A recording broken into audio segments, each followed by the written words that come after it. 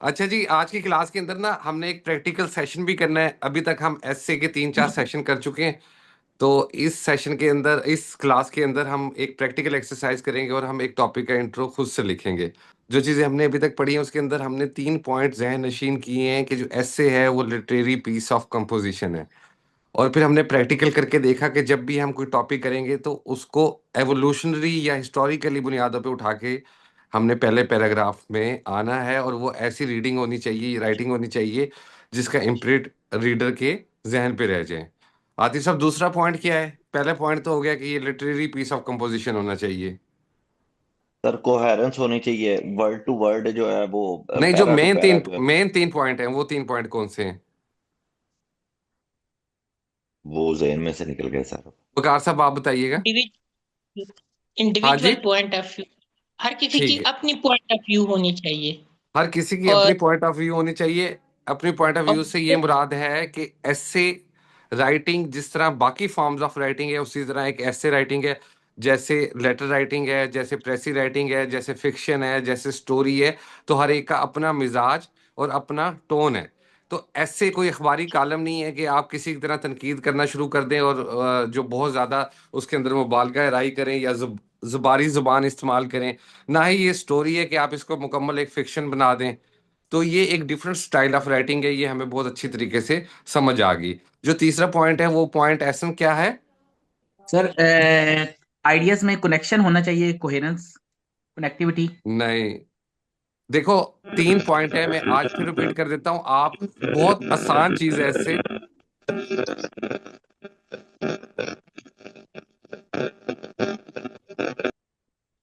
पहला पॉइंट देखिए, ये है कि ऐसे लिटरेरी पीस ऑफ कंपोजिशन हो, इसे अपने अल्फाज में बेशक कहीं पे लिख लो। दूसरा पॉइंट ये है कि इस इंडिविजुअल पॉइंट ऑफ व्यू जो एक राइटर है ना, जैसे आप ऐसे लिख रहे हो तो सर आर्टिफिशियल। सर हाँ सर जी। वो डिस्टर्बेंस होगी तो दरमियान में प्लीज, वो साउंड नहीं आ रही थी क्लियर। अभी बताइएगा। मैं ये कहना चाह रहा हूँ, शुरू से बात शुरू करते हैं ताकि क्लियर हो जाए। बात ये है कि ऐसे एक फॉर्म ऑफ राइटिंग है, ये तो आप लोगों को क्लियर हो गया। और ये फॉर्म ऑफ राइटिंग बाकी राइटिंग से बिल्कुल डिफरेंट है, जैसे एसे राइटिंग है या सॉरी, जैसे प्रेसी राइटिंग है, स्टोरी राइटिंग है, लेटर राइटिंग है। ऐसे की राइटिंग क्या चीज़ है, इसके लिए exploring the world of English के अंदर जो राइटर ने 3 पॉइंट दिए हैं ना, वो 3 पॉइंट अपने पल्ले बांध लो आप लोग। पहला ये है कि ये एक लिटरेरी पीस ऑफ कंपोजिशन होना चाहिए। सेकंड ये है कि जो इशू है ना, वो इंडिविजुअल पॉइंट ऑफ व्यू आपका नजर आना चाहिए। खुदा ने हमें इतनी सलाहियत दी है कि अगर एक इशू पूरी दुनिया में क्लाइमेट चेंज है, ये आर्टिफिशियल इंटेलिजेंस है ना, तमाम लोग उसके ऊपर लिखेंगे ना तो हर एक का अपना नुक्ता नजर होगा। जब तक कि वो कॉपी नहीं करेगा, तो ये कॉपी नहीं होना चाहिए, आपका इंडिविजुअल पॉइंट ऑफ व्यू होना चाहिए। तीसरा ये है कि इसकी टोन प्लेजेंट होनी चाहिए। क्लियर है जी? ये तीनों पॉइंट हम ऐसे राइटिंग एक फॉर्म ऑफ राइटिंग है जो दूसरी राइटिंग से बिल्कुल डिफरेंट है, ये अब हमें समझ आ गई। दूसरी बात हम ये समझ लें कि ऐसे के अंदर अक्सरियत लोग फेल इस वजह से होते हैं क्योंकि वो ऐसे में इन तीनों पॉइंट से बाहर चले जाते हैं। जो मेजॉरिटी है वो इस वजह से फेल होती है। ठीक है जी। अच्छा, अब मैं आपको एक टॉपिक दूंगा और मैं आपको वो टॉपिक, आपके पास टाइम होगा अ, तकरीबन 10 मिनट। मैं आपको मैसेज भी कर देता हूँ। और टॉपिक लिखें, climate change, responsibility of state and individual. आपके पास 10 मिनट हैं अभी। 10 क्या, 15 मिनट ले लें, 6:14 हुए हैं। तो 6:30 पे तक ये आपका कंप्लीट हो जाना चाहिए। आपने वही इंट्रो लिखना है जो हमने मुख्तलिफ सेशन, प्रीवियस सेशंस के अंदर लिखा है।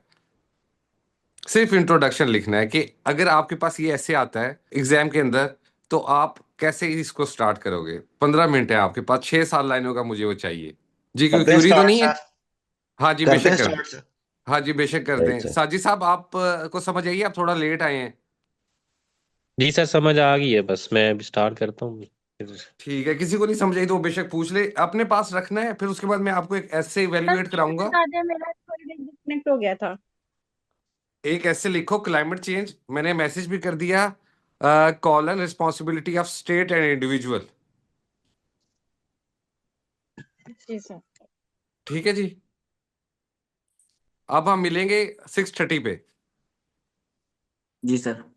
ठीक है। अब मैं आपसे एक पेपर शेयर करता हूँ, उस पे आपने अपनी राय देनी है। हाँ जी, ये सबको नजर आ रहा है, ये आप वाला ही टॉपिक था।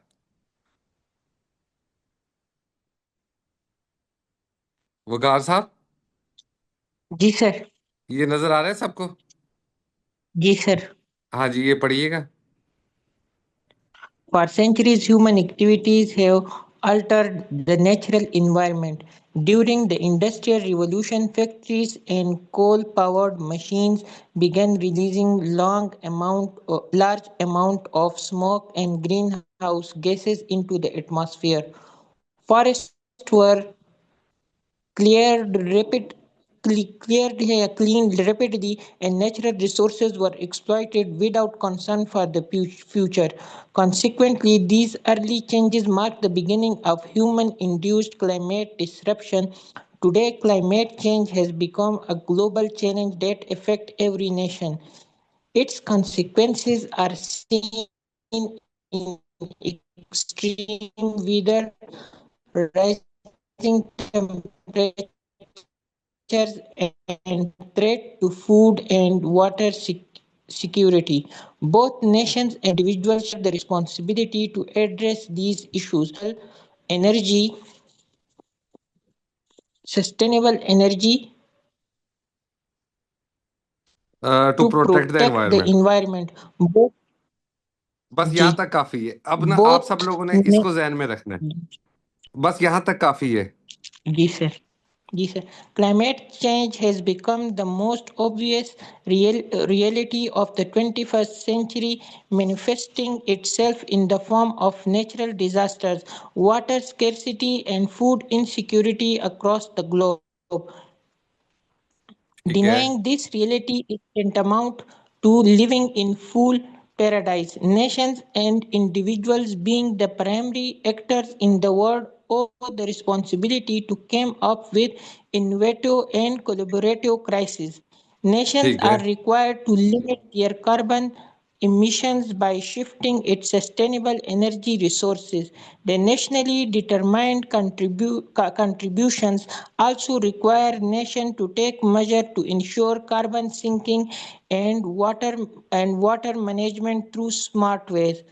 As the issue of climate change is a global dilemma, it needs collaboration beyond geographical orders. Efforts at global level may include carbon. हाँ, इससे पहले वाला बेहतर था। जी सर। बाकी लोग क्या कहते हैं जी?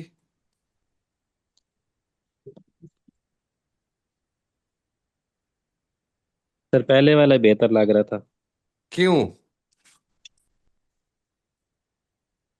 सर वो इसमें ना सर इंट्रोडक्शन में जो हाँ जी, साजिद आप बताओ। सर इसमें ना इंट्रोडक्शन में ही वो शायद कंक्लूजन भी देने लग गया हुआ है। ठीक है। और उसमें जो है वो रूट लेवल पे चीजें थी, इसमें रूट लेवल पे नहीं, इसने थोड़ा सा इंट्रोडक्शन दे के फिर साथ ही उसकी रीजनिंग और उसकी कंक्लूजन की तरफ चला गया इंट्रोडक्शन में, मुझे ये लग रहा है। अच्छा, सही, बिल्कुल ठीक लग रहा है आपको। और आपने खुद भी अपने अपने इंट्रो में ये मिस्टेक की हुई है साजिद साहब। अभी जो किया सर। अभी जो किया है वो आपका सेकंड पैरा होना चाहिए था। ये जिस खातून ने लिखा है, सही। सीएसएस की स्टूडेंट है। खैर, इसने पेपर आज दूसरा टॉपिक दूसरा अटेम्प्ट किया है। इसका भी ये सेकंड पैरा होना चाहिए था। मतलब ये जो सेकंड वाला ऐसे है वो असल है वो, मतलब पहले वाला बेहतर है और सेकंड वाला बेहतर नहीं, एक्चुअली पहले इसने ये किया था। हिना, सही आप क्या सही। कहती हो? अभी तो मैंने रिस्पॉन्सिबिलिटी वाले पे किया है, मैंने क्लाइमेट पे नहीं किया।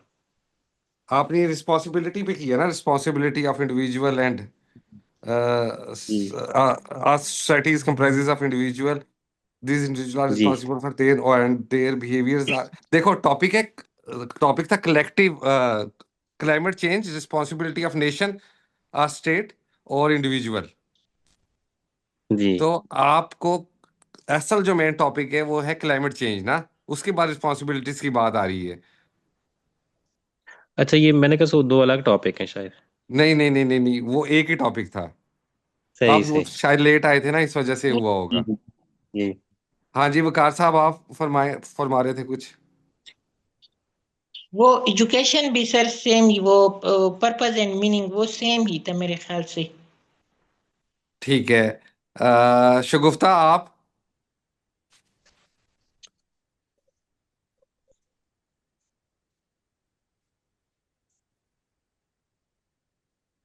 फंसी, आपका माइक ऑन नहीं हो रहा। अब देखें। जी सर। हाँ जी जी शगुफ्ता, क्या कहती हैं आप? दोनों दो ऐसे हमने देखे एक कैंडिडेट के। तो सर वो आप पहला वाला उसका अच्छा था, लास्ट वाले में से ना, सेकंड वाले में से। जो सेकंड वाले में से हमने पहले पढ़ा था वो ज्यादा बेहतर था, या पहले बाद वाला ज्यादा बेहतर था? नहीं सर, पहले वाला जिसमें वो बता रहा है कि वो ना बन हाँ, चुका है ना एक। जी। ठीक हो गया। और क्यों बेहतर लगा आपको? सर उसमें उसने क्लाइमेट चेंज की बात की ना पहले।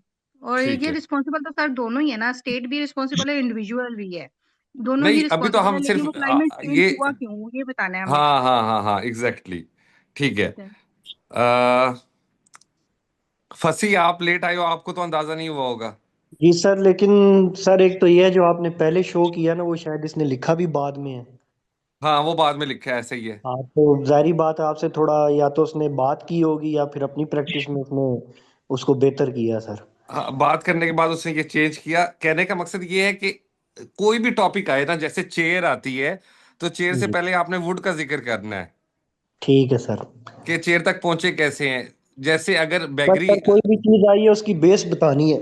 हाँ, उसकी बेस बतानी है, और उसका सबसे अच्छा हैक ये है कि आप उसको इंसान की आमद से किसी तरह रिलेट कर दें, तो वो खुद ब खुद चीज बच जाती है। ठीक सर। और ये ऐसे नहीं जैसे कि उर्दू में हम पढ़ते थे, आप बीती। हाँ, ये किसी हद तक आप सही कह रही हो, क्योंकि ऐसे है ना, जो वो एक सॉर्ट ऑफ आप बीती जरूर होनी चाहिए, तभी आपका पर्सनल ओपिनियन उसमें रिफ्लेक्ट होगा। जी सर। तो सबसे अच्छा है कि यही है कि आप इसका इंट्रोडक्शन ऐसे स्टार्ट करें। यार देखो, हम ना जब किसी को मिलते हैं ना, तो अब तो ये बड़ी चीजें आम और प्रूवन हो गई हैं। हर चीज ओपन, आपको नॉलेज मिल जाता है कि हम सबसे पहले उसका चेहरा मोहरा देखते हैं। उसके बाद हम बाकी उसकी गुफ्तगू सुनते हैं, फिर बाद में बाकी उससे हम कलामी के बाद पता चलता है चीजें। तो ऐसे के अंदर जो आपका इंट्रो है, या आपके पहले 3-4 पैराग्राफ्स है ना, उसको एग्जामिनर को सिर्फ उतना ही पढ़ के अंदाजा हो जाता है कि कैंडिडेट किस तरफ जा रहा है।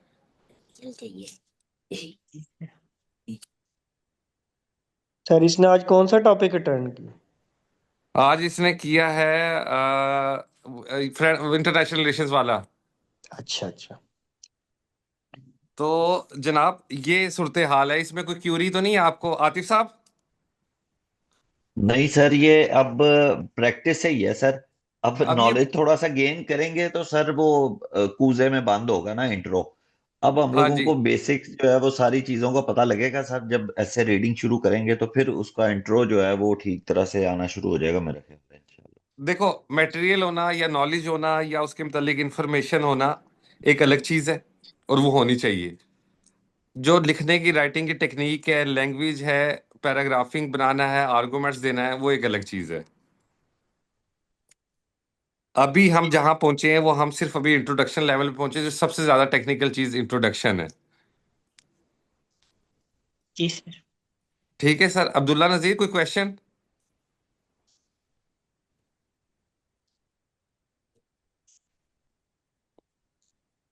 जईम रजा?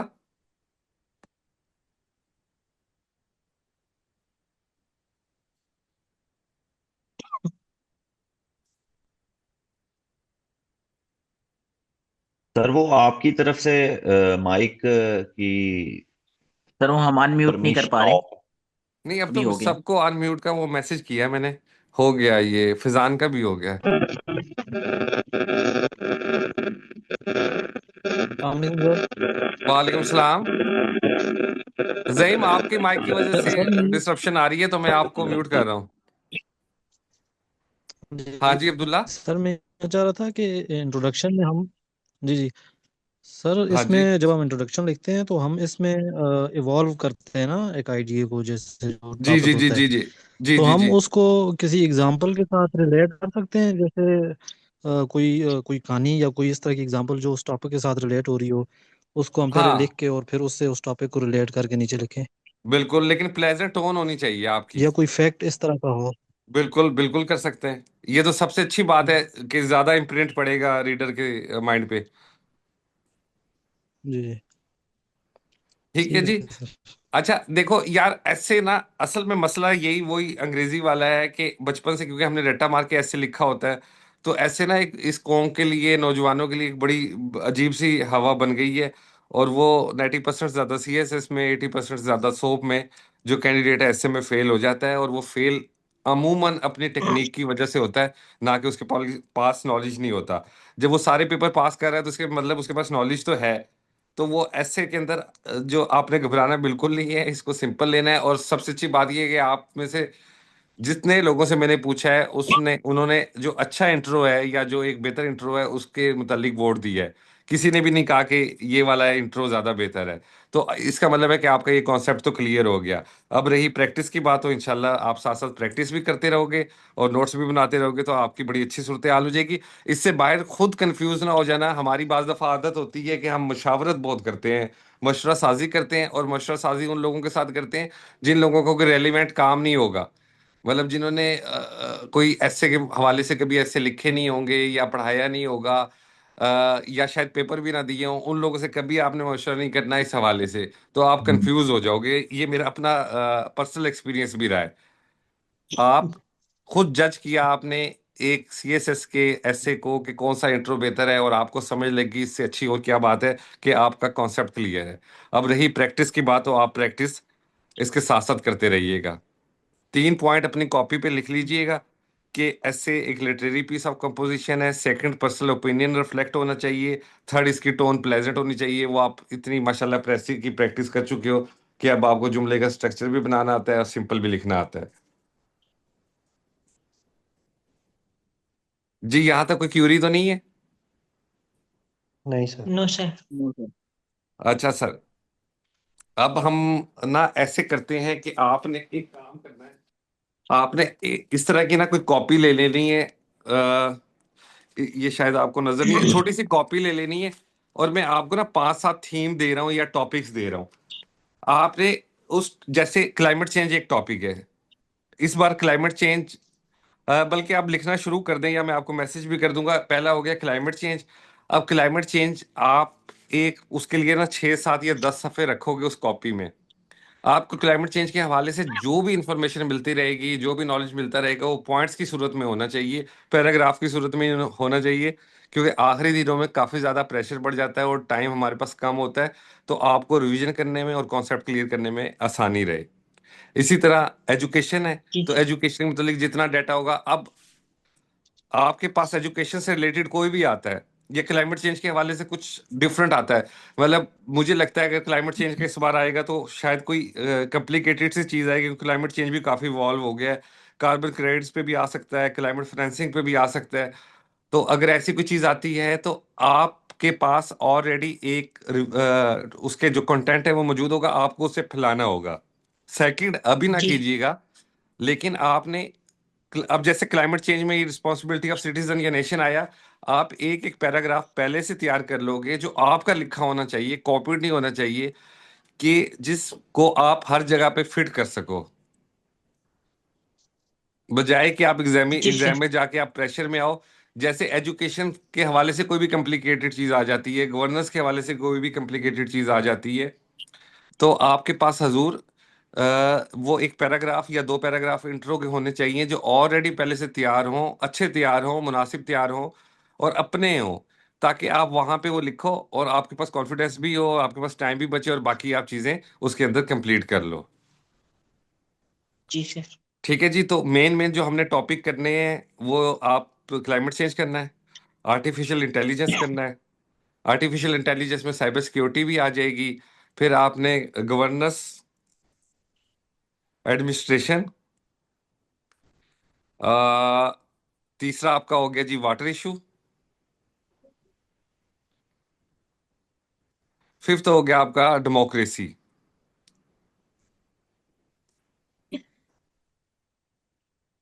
इन और एजुकेशन एजुकेशन। 6 टॉपिक हो गई। हाँ, अब गवर्नेंस के अंदर ई गवर्नेंस भी आ सकती है। जैसा कि हमारे जी हर ऑफिस के अंदर ई फाइलिंग सिस्टम आ रहा है, तो ई गवर्नेंस का क्या कॉन्सेप्ट है? जी सर। ठीक है। गवर्नेंस, आपने क्या बोला, दोबारा बोलो। गवर्नेंस गवर्नेंस एंड एडमिनिस्ट्रेशन हो गया। हम्म। उसके आगे ई गवर्नेंस या इससे रिलेटेड कोई भी टॉपिक होंगे वो आप देख लीजिएगा। पहला क्लाइमेट चेंज, दूसरा आर्टिफिशियल इंटेलिजेंस, तीसरा ई गवर्नेंस एंड एडमिनिस्ट्रेशन, और ई गवर्नेंस, फिफ्थ डेमोक्रेसी। और एक एजुकेशन। हाँ, एजुकेशन के हवाले से कोई फिलोसफिकल स्टेटमेंट भी आ सकती है, और एक सिंपल भी टॉपिक आ सकता है। तो ये आपने ना इन टॉपिक्स के ऊपर जो भी आपको इन्फॉर्मेशन लगे मिले ना, आपने 7 7 8 8 पेजेस इकट्ठे कर लेने हैं। जी सर, ठीक। ठीक है सर। आपका 50 नंबर का एस्से है। आपने 50 नंबर के एस्से के हिसाब से इंफॉर्मेशन अभी से रखनी है, और 50 स्कोर के एस्से 2.5 घंटे का टाइम होता है। 2 घंटे का, सॉरी। और 50 स्कोर के एस्से के हवाले से तैयारी करनी है, ना कि आप 100 स्कोर के पीछे लग जाए।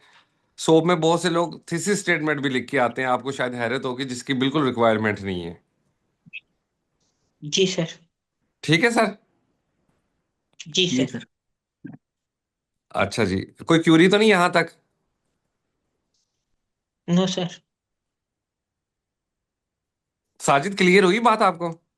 जी सर, क्लियर है। मुझे एक कन्फ्यूजन ये हो रही है कि जब हम ऐसे लिखेंगे तो उसमें हेडिंग्स के साथ लिखेंगे, जैसे इंट्रोडक्शन नहीं नहीं, पर हेडिंग ऐसे दे। कोई भी क्वेश्चन हो ना यार, जैसे अभी साजिद ने किया है, तो आपके जहन में भी कोई चीज हो तो आपने जरूर पूछनी है। सवाल करने से घबराना नहीं। वकार साहब, आप जवाब देना पसंद करेंगे? जी बिल्कुल। साजिद साहब, मैंने आपको पहली भी दफा कहा था कि मैंने 2020 में हेडिंग लिखा था, और फिर जब वो उसमें मेरे 12 नंबर आए थे, फिर मैंने एक दोस्त से मशवरा किया तो उसने कहा कि ये तो आप ऐसे में तो हेडिंग होती ही नहीं है। जी ऐसे ठीक में हो गया। साजिद साहब हेडिंग्स नहीं होती, वो बचपन में हम लिखते थे। लेकिन ऐसे में हेडिंग्स नहीं होती सर कभी भी। आउटलाइन, अरे इसमें आउटलाइन ना कह रहे आउटलाइंस हूँ। होती है ना, आउटलाइंस दे आउटलाइन के कह रहा इंडिया हूँ मैं दे सर। के सारी आउटलाइंस हम उसको लास्ट में दे आउटलाइन, देते हैं। आउटलाइन की अभी हम बात हाँ। करते हैं। आउटलाइन तो हाँ, डेफिनेटली लिखनी है आपने। लाइक तो मैं अभी जैसे अभी उसको मैंने आपको रिफ्लेक्ट भेजा अच्छा करना सर, वो, अपने ऐसे में। अभी तो मैंने सिर्फ अभी जो हमने लास्ट। इंट्रो पैरा की बात की थी ना, इसलिए आउटलाइन की मैं प्रैक्टिस कराऊंगा आपको आज। आउटलाइन की इसके बाद बात करेंगे। लेकिन आउटलाइन उसमें होती नहीं है, सॉरी, हेडिंग्स नहीं होती ऐसे में। ठीक हो गया सर। अच्छा, कोटेशन। जी सर। यार देखो, मेरा तो ये तरीकाकार रहा है कि मैंने ना, एक शेक्सपियर की कोटेशन थी, what a piece of work is man, how noble in reason. और वो ऐसी कोटेशन है, और शेक्सपियर जैसे महा राइटर, कि वो हर जगह पे, हर टॉपिक के अंदर किसी ना किसी तरीके के साथ वो जो है समो जाती है। अदरवाइज जब तक कोटेशन रेलिवेंट ना हो तो आपने कोटेशन नहीं लिखनी। इसका तरीकाकार ये है कि आप क्लाइमेट चेंज पे 4 कोटेशन याद कर लें, एजुकेशन पे कर लें, जो जो टॉपिक है ना, जो जो हमारे कंटेंट है उस पे 5 7 10 अगर आप कोटेशन अपने पास रख लें। और कोटेशन के अंदर आपने मिस्टेक करने की बिल्कुल गलती नहीं करनी, क्योंकि वो सबसे ज्यादा आपके लिए ब्लेंडर साबित हो सकती है। सर वो वर्ड टू वर्ड। कोटेशन मशहूर होनी चाहिए ना, कोई प्रोमिनेंट कोटेशन कोटेशन हो किसी राइटर की, स्कॉलर्स नहीं, की। बेशक मशहूर ना भी हो, लेकिन वो वहां पे अप्रोप्रिएटली है, जो फिट आ रही हो, आपके राइटिंग के अंदर, फ्लो के अंदर आ रही हो, फोर्सफुल ना हो वो। जैसे हम बाज जी सर। दफा इम्प्रेस करने के लिए, वैसे ये हरकत मैं भी करता रहा किसी जमाने में। जब नया नया हमको सीखते हैं ना, तो इम्प्रेस करने के लिए वो लफ्ज या वो इन्फ्लुएंस करने के लिए जो फ्रेजेस हमने सीखे होते हैं, हम फोर्सफुली डाले होते हैं, वो बड़े बदनुमा लगते हैं। जी वो मुझे किसी राइटर का मैंने पढ़ा था, वो ऐसे ही है जैसे एक बड़े सस्ते से कपड़े पे आप कोई हीरे या जोरात लगा लें, जो उस पे बिल्कुल ना सजें। जी सर। ठीक है सर। साजी नहीं जी साहब, सर। कोई हेडिंग्स नहीं आपने डालनी है ऐसे के राइटिंग के अंदर? जी सर, समझ आ गया। अच्छा जी, कोई और क्यूरी? सर, वाटर इश्यूज पे हम ये इंडस वाटर ट्रीटी को ऐड कर सकते हैं, जो अभी चल रहा था जिसमें अच्छा, अब देखो, लास्ट ईयर। ठीक है, अब वाटर पे कोई आता है तो पहला फिक्रा क्या लिखोगी तुम? सर ये साजिद सर बताएंगे। तो आप क्यों नहीं बताएंगे? साजिद साहब ने आपकी जगह थोड़ी पेपर दे रहे हैं। मैंने तो अभी, मुझे क्यूरी है सर, मैंने तो क्यूरी रेज की है। क्यूरी तो आपने आउटलाइन से रिलेटेड की है ना? नहीं सर, मैंने ये पूछा है कि इसमें वो कर सकते हैं सब कुछ ऐड ऑन, तो फिर स्टार्ट कर सकते हैं। वर्ल्ड वॉर 3 की तरफ जा सकता है ये वाटर। बिल्कुल जा सकता है। लेकिन ये तो अब देखें ना, अब खाली वाटर इश्यूज तो नहीं आएगा। वाटर के हवाले से ये आ सकता है कि एग्रीकल्चर से रिलेटेड हो के आ जाए। जी सर। उसके लिए भी है ये। आतिफ साहब मैंने अनम्यूट तो का सर फिर मैसेज स्टार्ट किया, कैसे लेंगे इसका? बस आप बताओ ना। सर एग्रीकल्चर पे ही इसको स्टार्ट कर सकते हैं हम। नहीं, मैं वही तो बता रहा कि हूँ, जैसे अब्दुल्ला ने वो बात की थी ना, कि आपने जैसे एवोल्यूशन होती है ना, ऐसे टॉपिक को इवॉल्व करके लेके चल रहे हैं। वो तब चलेंगे जिस वक्त आप उससे पीछे बैकग्राउंड पे जाओगे, बैकग्राउंड को जाके आप आगे जैसे जैसे वो चीजें आई, जैसे क्लाइमेट चेंज है तो इंडस्ट्रियल एज आई, इंडस्ट्रियल एज के बाद इंडस्ट्री में इजाफा हुआ, फिर कार्बन एमिशन ज्यादा हुआ, फिर आज क्लाइमेट चेंज को हम फेस कर रहे हैं। इसी तरह वाटर इशू के अंदर आप आओगे तो आप सबसे पहले वाटर की अहमियत का लिखोगे। मैं हूं तो मैं तो सबसे पहले वाटर का लिखूंगा, कि जिंदगी नामुमकिन मुमकिन ही इस वजह से कि वाटर है। और फिर उसके बाद आहिस्ता आहिस्ता उसके अंदर ये डालूंगा कि जी ये वाटर का प्रॉब्लम कैसे पैदा हुआ, वाटर होता कितना है एक कुराए अर्ज पे, और वो नया पानी पैदा नहीं होता बल्कि उसका साइकिल चलता है, और इंसान ने उसके साइकिल को डिसरप्ट किया और उसको हमने स्टोरेज किया। डैम्स जो हैं वो अब जो नई साइंस है उसके मुताबिक जो कुराए अर्ज है उसके लिए इंतहाई खतरनाक है। जिस वक्त हम वाटर चैनल्स को तोड़ते हैं तो पूरी इको लाइफ को हम खत्म करते हैं। समझ आई? जी सर। अच्छा, सर अब आपने साजिद, साजिद आप बताओ, अगर वाटर में लिखोगे तो क्या लिखोगे? पर मेरे माइंड में यही आ रहा था जो आपने कहा कि life is not possible without water. हाँ, बस ये यही छोटी छोटी चीजें।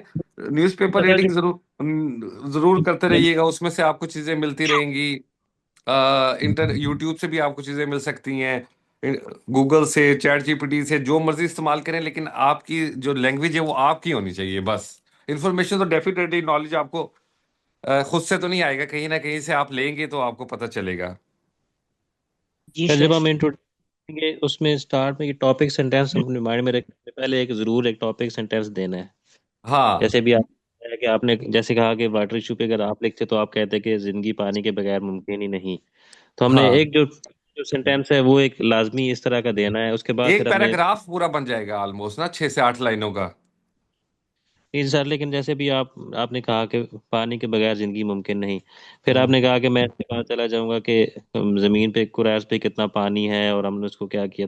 तो मतलब मेरा पॉइंट ये है कि टॉपिक सेंटेंस देने के बाद फिर हम बेसिस में चले जाएंगे बिल्कुल।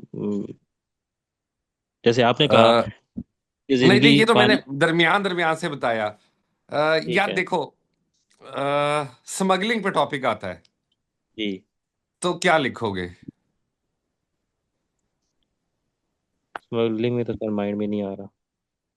सोचो। आतिफ साहब का माइक क्यों नहीं ऑन हो रहा?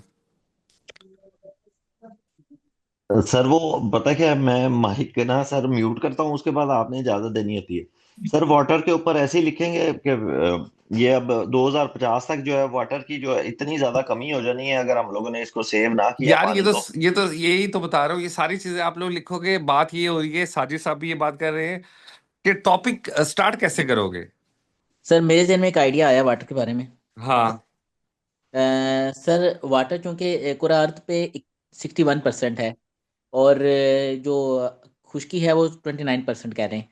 तो जिस ठीक चीज है। की गो के वाटर बहुत ज्यादा है, लेकिन अगर इसकी कदर ना की जाए तो ये 61% इंसान के लिए 1% के मुकाबले में भी नहीं है। वाटर की स्कैर्सिटी मतलब अर्थ जो है ना वो कमी का शिकार हो रही है वाटर का। तो ठीक है। वाटर का साइकिल चेंज होके कहीं और जा रहा है। तो हमें इसकी कदर करनी चाहिए, और इसको इसका जो यूजेज है वो हमें एक तरीके से करना चाहिए। इस तरह से मेरे ज़हन में आ रहा है सर। ठीक हो गया। अच्छा, आपको मैं बताता हूँ, हॉलीडेज पे आपने लिखना है। फिजान, तो क्या लिखोगे? इंट्रो इंट्रो में या टॉपिक सेंटेंस क्या लिखोगे?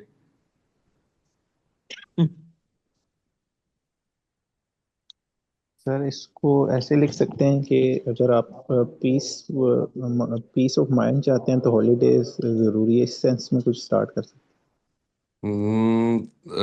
ये सेकंड पैराग्राफ होना चाहिए, ये तो सब लिखेंगे।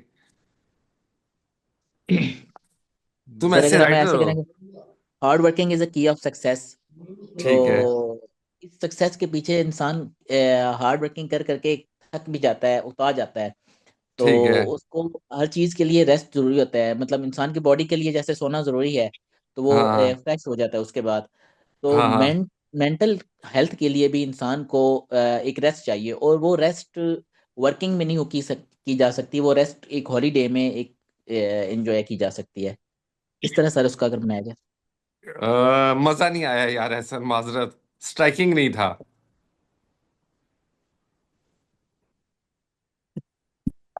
मैं मैं लिखूंगा मैं मैं कंफर्ट इज।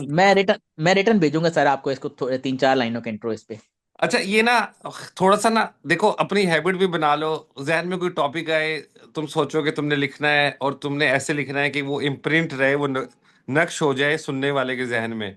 जैसे हम महबूब से गुफ्तगू करते हैं ना हजूर, तो उस वक्त हमारे जुमले भी अच्छे निकल रहे होते हैं और बात भी अच्छी निकल रही होती है और नक्श भी हो रही होती है। तो वो तभी होगी जब आप आदत बना लोगे और दिल से सोचोगे कि पहला जुमला मेरा ऐसा हो कि जो स्ट्राइक कर जाए।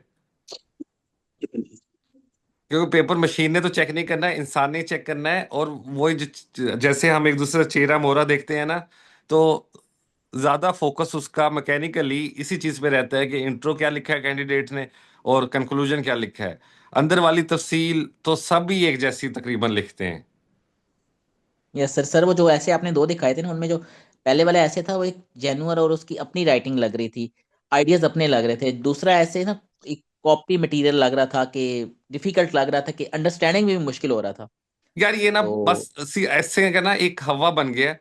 ये कोई ना 4-5 साल पुरानी बात है। तो मुझे ना वो ग्रुप था लड़के लड़कियों का, उनकी पेपर से एक दिन पहले कॉल आई और सभी इंतहाई पढ़े लिखे थे अपने अपनी फील्ड में। कोई सॉफ्टवेयर इंजीनियर था, कोई डॉक्टर था। तो जी सर। उन्हें मैंने सिर्फ ये 20 मिनट मेरी फोन पे बात हुई होगी, जो बातें आपको समझा रहा हूँ या बता रहा हूँ यही बात की। और वो माशाल्लाह सारे के सारे ऐसे में पास हो गए थे। मेरी ऐसे की बेस ऐसे बन गई थी। मैं अपने आप को बात बताऊं कि मुझे बिल्कुल ग्रामर श्रामर या लैंग्वेज लैंग्वेज तो मेरी बहुत बाद में बेहतर हुई है। लेकिन जिस वक्त मैंने एक ऐसे लिखना था और मैंने अब्बू से पूछा कि कैसे लिखना है, तो उन्होंने मुझे रट्टा नहीं लगवाया। उन्होंने कहा जो तुम्हारे जहन में आता है वो लिखो। फिर उन्होंने मुझसे ठीक करके, फ्रेंडशिप पे था, उन्होंने लिखा कि जी लिखो। मैं तीसरी चौथी जमात में था, friendship is the golden chain that binds to hearts. तो उस वक्त से वो मेरे जहन में बैठ गई चीज कि जो भी ऐसे लिखना है तो इस तरह का कुछ बना के लिखना है कि उसमें बैकग्राउंड हो, एवोल्यूशन हो, और फिर उसके बाद मेन टॉपिक को टच करना है। तो वो रट्टा नहीं मारा। तो उस वजह से वो एक सिंपल सी बात समझ आ गई। आप लोगों ने, में से शायद बहुत से लोगों ने रट्टा मारा हो, हमारा सिस्टम है तो वो थोड़ा सा टाइम लगता है समझने में। और उसमें यकीन भी नहीं होता कि ये ऐसे वाकई लिखा जाएगा। और हमें हमेशा दूसरों का अच्छा लग रहा होता है। तो सिर्फ इस चीज को ठीक करना है अपने कंपेटिटिव एग्जाम में, ऐसे आपका पास हो जाएगा।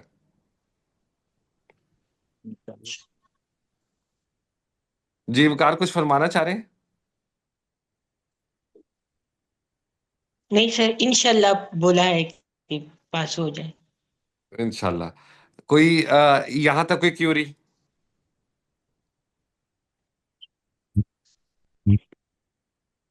हाँ जी। नो आती सर। मियाँ। जी सर, बस लिखने के लिए सर अब दे दें नो असाइनमेंट सर। कोई हम लोग इन नहीं दो नहीं, तीन। अभी अभी देखो, अभी हम पढ़ेंगे आउटलाइन कि आउटलाइन कैसे राइट सर। बनानी है। अच्छा उससे पे अभी आप बेशक आउटलाइन ना बनाइएगा, आउटलाइन इंपॉर्टेंट बहुत ज्यादा नहीं है, बहुत ज्यादा इंपॉर्टेंट नहीं।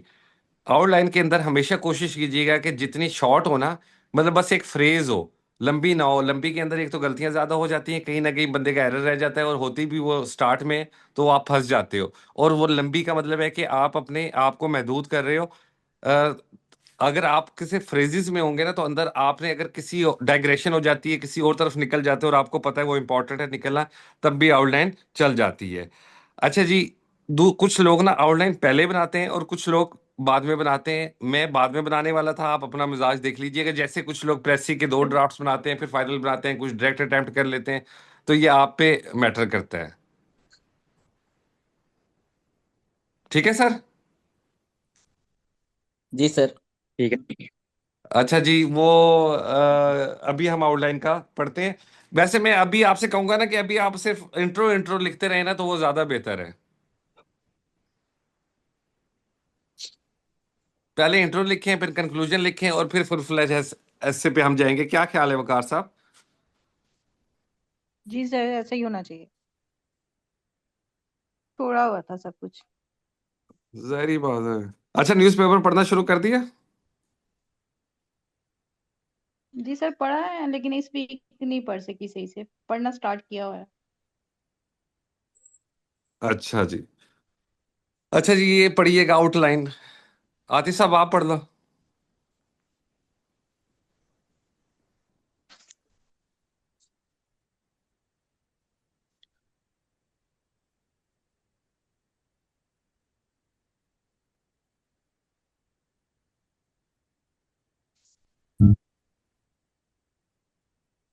मैं स्टार्ट वकार कर साहब दूं? आप, हाँ जी आप पढ़ लो ऐसा। The true remedy for this defect is a good skeleton framework or outline. Sometimes in an examination, an outline is given for you to expand into an essay. In that case, be careful to follow it closely and do not introduce extraneous matter or extraneous deviate. Matter कहते हैं बैरूनी बैरूनी मामलात को। जी, extraneous matter or deviate from the order in which its topics are arranged. Never start an essay without having an outline of your proposed composition before you. Even practiced authors arrange their ideas in their heads. If they do not actually set them down on paper before they begin to write, if you commence by setting down the first idea that occurs to you without knowing what you are going to say next, the result in that your essay is an ill assorted jumbles or has to be reconstructed and rewritten with much loss of time and pains. A proper logical order in the setting forth of your ideas can be ensured only by the use of an outline. An outline prevents repetition. Another advantage of an outline is that it prevents the needless repetition later on in the essay of points. Sorry, sir, एक minute. Later on in the essay of points that have already been discussed. When the details are once duly arranged under their different headings, the tendency of the writer to repeat himself is contracted, a tendency which not only detracts from the worth of the essay, but causes a waste of valuable time to the candidate. If unfurnished with an outline, he will often fall quite unconsciously into these vain repetitions, and the fact that he has done so well so will dawn upon he has done so will dawn upon him only when he reads over his composition after it is written, and when it is often too late to make the requisite corrections. The s- the slovenly sir ये क्या है? 10, ये पता नहीं, मुझे भी नहीं पता यार। The slovenly practice introducing later on in essay what should have been inserted previously previously. is also guarded against by the use of an outline. Study of this subject. Before commencing to draw an outline, devote a short time to a careful consideration of the subject of the essay. Sir ये थोड़ा इसको ऊपर कीजिए. हाँ जी। Before commencing to draw up an outline, devote a short time to a careful consideration of the subject of the essay, and then cross-examine yourself about it, so as to draw out your ideas one after another. Such ideas should be jotted down as jot they down का occur मतलब to होता you. है लिखना। लिखना. As occur to you. Otherwise, they may easily slip out of your mind and be lost beyond recall. Thus, if the subject is the life of savages, ask yourself what is meant exactly by the term savages.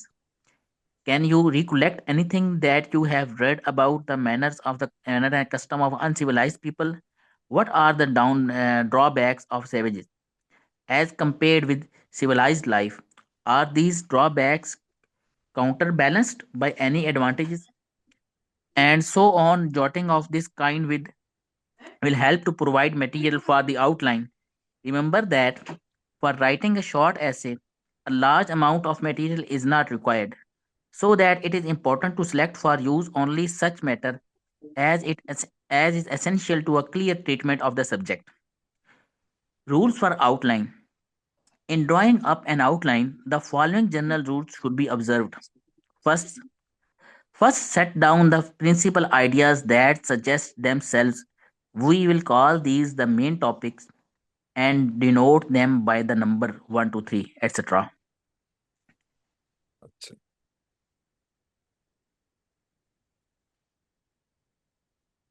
Ji Number 2, next set down under each main topic the subordinate ideas that follow them. These this will call the these we will these will call the subtopics and denote them by letters A, B, C, etc. Arrange both of your main topics and your subtopics in their natural order. Order See that the ideas contained in the subtopics are in keeping with the ideas contained in the main topics. Word all your topics as briefly and compactly actually as possible. Example: to exemplify the application of these rules, take the subject of the luxury. The first point is to describe what luxury is and in what ways it shows itself. Hence, the first main topic will be a definition of luxury and a description of its manifestation in food, dress, houses and furniture and vehicles, all these forming the subtopics. Next, we look at luxury from the historical standpoint and inquire into its prevalence in ancient and in modern times. The Romans under the Empire and the Americans may be taken respectively as examples. Thus, we have a second main topic with two subtopics. The third main topic that naturally suggests itself and the third main topic that naturally suggests itself is evil is is the the evil evil effect effects of of luxury. What are the chief of these? It causes a waste of capital. It fosters the vice of selfishness. It inverts enervates and, uh, and it enervates men's bodies and minds, and enervate का मतलब है मुरझाना खाली करना it enervates men's bodies and minds, and it weakens and destroys nation. These will form the subtopics. As our last main topic, we pass to the remedies for luxury, comprising the subtopics. Romans first sumptuary laws sumptuary laws, a remedy once approved both in the time of the Romans and in our own day, but now regarded as of little avail. Secondly, the influence of an enlightened public public opinion. opinion Thirdly, good moral training and the discipline of outdoor games and manly exercise. And lastly, legislation hindering instead of encouraging the excessive accumulation of land and capital in hands of a few. Presented in a tabular form, the outline will be as follows. Sure. Luxury की outline sir, definition of luxury displayed in food dress houses food, dress, houses, furniture, carriage, motors, pullman, cars, etc. Its prevalence in and ancient time under the Roman Empire, in modern times, that is the United States. Third one is its effects. Waste capital selfishness, fosters selfishness, inverts body and mind, weakens and destroys nation. Four is remedies. Supplementary laws pertaining to our regulating expenses of little use, influence of public opinion. ठीक है अच्छा ये Sir, जैसे हमने हमने उसके चीजें पढ़ी थी ना प्रेसी की जी तो अच्छा हाँ जी बताइएगा सर वो ये आउटलाइन के बारे में ये कह रहा था कि इनको है नंबरिंग में कर लें और ए बी को आगे लेके जाएं हाँ तो कोई फर्क नहीं कहीं पे पड़ता ये भी था कि मॉडर्न ट्रेंड ये चल रहा था कि आप इंट्रोडक्शन को ए कर दें कॉजेज को बी कर दें और कॉजेज को जो सब कॉजेज होंगे उनको 1, 2, 3 कर दें या रोमन्स में दे दें या 1, 2 में लिख लें ऐसे ही है सर या इसका ऐसे ही इतना है इफेक्ट ये नहीं आपके पड़ता टेस्ट पे है बस शॉर्ट बनाने की कोशिश कीजिएगा बहुत लंबे लंबे सेंटेंसेस नहीं लिखने जी ठीक है सर जी सर अच्छा सर ये ना आपको जो चीजें अभी आपने पढ़ी हैं ऐसे की या जो मैंने आपको बताया है, ये आपको कुछ समझ तो आया होगा यकीनन लेकिन ये प्रेसी की तरह ही है जब तक आप प्रैक्टिस नहीं करोगे तो चीजें मुकम्मल क्लियर नहीं होंगी आपको जी सर। तो सर एक टॉपिक मैं आपको अभी भेज दूंगा, थोड़ी देर में। एक टॉपिक करना है, एक आपने वर्ड स्मार्ट का 25 जो पहले सेट है उसका टेस्ट लेना है। या तो हम संडे को कर लेंगे या हम मंडे को कर लेंगे, ठीक है जी। वो सिर्फ वोकेबलरी का स्पीड टेस्ट होगा। Right sir. जी सर सर। आज मैं पेपर देख रहा था प्रेसी तो का। सीएसएस का उस पेपर में, यस सर, प्रेसी का। उस पेपर में वर्ड स्मार्ट के कोई मेरे ख्याल में हमारे जो ए के वर्ड्स थे वो 2 वर्ड्स आए हुए थे, बी के पार्ट से भी आया हुआ था B9, हाँ और हाँ। सी का भी सर आया हुआ था। तो 3-4 वर्ड्स ऐसे 5-6 वर्ड थे सर मेरे ख्याल में इसी में से। नहीं, शायद तो ये सात वर्ड थे। स्मार्ट से वकार से मैंने डिस्कस किया था। जी। पेपर शेयर जी सर। करें ना भाई, वो देखते हैं, सब देखते हैं। पेपर मैं मैं शेयर कर शेयर कर देता दूँ? हूँ। जी जी। आपके पास है? आतिफ साहब शेयर कर दें यार। यानी सर तकरीबन 5-6 ऐसे फुल प्रैक्टिस में लिखना शुरू करेंगे तो हमें सही समझ आना शुरू होगी, जैसे प्रेसिस के टाइम में हुआ था। सर हमने प्रैक्टिस भी नहीं की, मेन चीज प्रैक्टिस भी है नहीं ऐसे की। प्रैक्टिस यार। यार पूरे पूरे फंसी साहब बेशक ऐसे ना लिखे ना। नहीं नहीं, अगर पूरा इंट्रो नहीं। इंट्रो हाँ मतलब कंक्लूजन की इंट्रो प्रैक्टिस अच्छी कर लें तो वो भी काफी है। एक दो तीन ऐसे लिख लें तो लास्ट में वो ठीक रह जाएगा। लेकिन जी जैसे मैंने ये बताया ना, 5 6 या 5 थीम बताए हैं, 8 10 आप खुद से भी ढूंढ सकते हैं। 8 10 इंट्रो पैरा बना के रख लें अपने पास, अपने अपने अलग अलग। ठीक है सर। सर ये कैजुअल, कैजुअल आया है, एब्जेक्ट आया है, कैंडोर एग्जैक्ट। आया है, कोलिक्वेल आया है, 4 हो गए। एमेलियोरेट 5, बिनाइन 6, कैकोफोनी 7, डोलफुल। और डोलफुल पे सर डी पे भी हम गए नहीं, ओ पे भी नहीं गए। हम्म। जहाँ तक हम गए हैं सर उसमें से 7 आए हुए हैं। तो ये आपके तो खैर वोकेबलरी नहीं आती इस तरह जी अलग जी। ये से। सर ये वकैब की बहुत अच्छी बातें कहीं से ढूंढी है सर। नहीं सर यार ये फिर बड़ी भी अच्छी है। वो सीएसएस के पेपर में आ रही है तो सर जाहिर बात है, वो तो सोप से ज्यादा आपको पता है स्कोप है उसका। तो 25 वर्ड स्मार्ट का जो है वो हम टेस्ट स्पीड टेस्ट होगा संडे या ओके मंडे सर। को। मैं आपको कल बता दूंगा, या सर कल ही बता दूंगा इंशाल्लाह। और जनाब ठीक। बाकी आपको मैं जो एक पैसेज भेजूंगा, अभी आउटलाइन लिखनी है, स्टार्ट करनी है आपने, या अगली बार से स्टार्ट करें, क्या कहते हो? सर एक इंट्रो ना कर लें एक और? हाँ मैं भी यही चाह रहा हूँ, एक दो नहीं बल्कि 4 5 इंट्रो कर लें, उसके बाद हम आउटलाइन पे आते हैं। आज सर कैमरा बंद कर दिया यार। सर आज आतिफ साहब का कैमरा बिल्कुल नहीं ऑन हुआ। आतिफ साहब बड़े आज खिंचे खिंचे से हैं यार, खफा खफा से लग रहे हैं। माइक फिर बंद है इनका यार। आप अलाउ करें ना सर। यार मैंने तो इधर से अलाउ करता हूँ। सर वो ना कोई बच्चा आ जाता है तो फिर उसको मुझे वो म्यूट करना पड़ता है माइक को। और सर एक वो बस मैं ये सोच रहा था कि अब जो पीछे किया है उससे नई चीज आ गई है, अब इसको समझने में भी टाइम लगेगा। और आगे बस रमजान आ रहा है तो हाँ। फिर अभी 10 12 दिन रह गए हैं रमजान में भी। तो बस हम्म। यही सारी चीजें कश्मकश चल रही थी, अच्छा वैसे बाकी ना सर इंशाल्लाह रमजान के ये काम अंदर करेंगे सर। ज्यादा पढ़ाई होती सर है कि एक ये तो रोजे आतिफ, जो है वो अच्छे आतिफ मौसम में आ रहे हैं। साहब आतिफ साहब के चेहरे से सर अभी एसओ का रंग नजर आने लग गया है वैसे। माशाल्लाह माशाल्लाह, इंशाल्लाह माशाल्लाह इंशाल्लाह सर। यार, बैच 1 वाले तो सारे ही ऐसो बंदे चाहिए। ये चेयर से भी फील होने हम्म, लग गया सर कि एसोशिप की पूरी तैयारी की हुई है। अल्लाह करे जी। अल्लाह करे भाई, आपको पार्टी है मेरी तरफ से ताहियात। सारी जिंदगी के लिए आपके लिए पार्टी फ्री हो गई। ठीक अल्लाह है अल्लाह करे। सर। साहब को बनाए यार। तो पढ़ाई का स्केड्यूल बनाइएगा रमजान के अंदर, रमजान में अच्छी पढ़ाई होती है। जी सर। जैसे सर वो मुफ्ती हजरात कहते हैं ना कि आप कज़ा नमाज़े रमजान में पूरी कर लें। हाँ वो हो सकता है, ठीक है सर, सही है। क्योंकि दफ्तरों में भी काम होता है जी। कोई क्यूरी तो नहीं इससे रिलेटेड, ऐसे से या आज के सेशन से? नहीं सर, बस आपने काम देना है जो करने के लिए वो, बस। वो वो मैं आपको भेज देता हूँ। Right sir. चलें फिर इंशाल्लाह मिलते हैं संडे या मंडे को, और 25 वर्ड स्मार्ट की अच्छी सी तैयारी कीजिएगा। Okay sir. जी सर। जी इंशाल्लाह sir. Okay sir, take care, अल्लाह ओके, हाफिज। अल्लाह हाफिज।